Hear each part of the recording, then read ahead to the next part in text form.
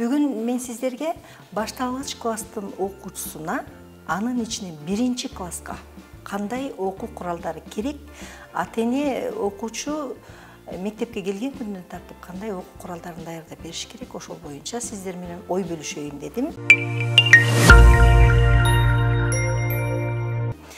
Эң биринчиден бардык мектептерде окуучулар окуу китептери менен мектеп тарабынан камсыздалат.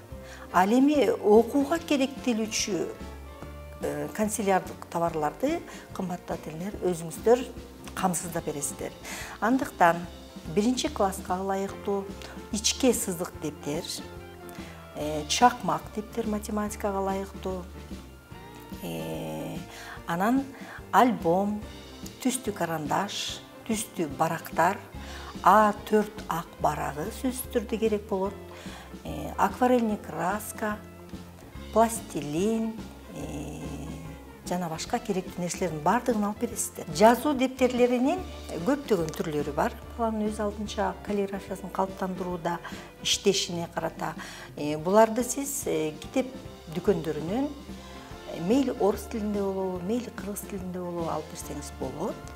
Себеби бала өз алдынча иштеши керек.